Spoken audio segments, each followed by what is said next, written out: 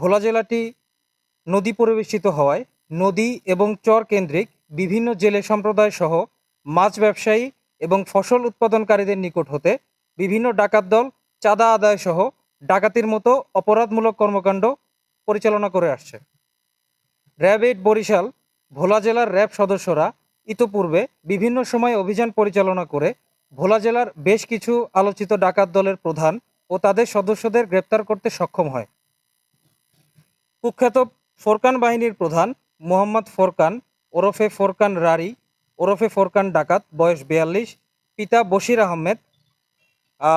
সাংচর কলমি, উত্তর চর মায়া, 3 নং ওয়ার্ড, থানা শশীভূষণ, উপজেলা চরফ্যাশন, ভোলা জেলা ভোলা, তাহার ডাকাত বাহিনীর সদস্যদের নিয়ে ভোলা জেলার তজুমউদ্দিন থানাধীন চর মোজাম্মেল ও চর লাদেন নামক এলাকাসহ আশেপাশের এলাকার জেলে সম্প্রদায় ও মাছ ব্যবসায়ীদের নিকট হতে চাঁদা আদায় সহ বিভিন্ন অপরাধমূলক কর্মকাণ্ড করে আসছিল।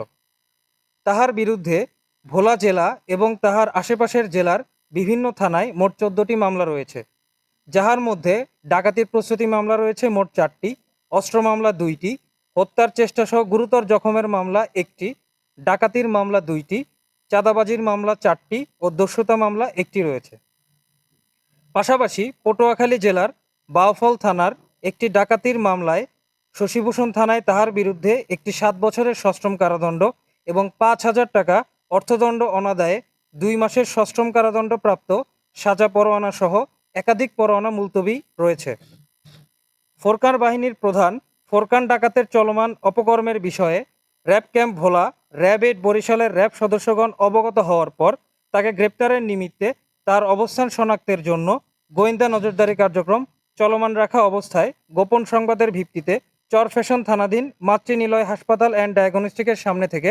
র্যাব 8 বরিশাল র্যাব ক্যাম্প ভোলায়ের একটি চৌকস আভিযানিক দল কর্তৃক গ্রেপ্তার করা হয়। আসামির বিরুদ্ধে পরবর্তী আইনগত ব্যবস্থা গ্রহণের নিমিত্তে তাহাকে ভোলা সদর থানায় হস্তান্তর কার্যক্রম প্রক্রিয়া চলমান রয়েছে।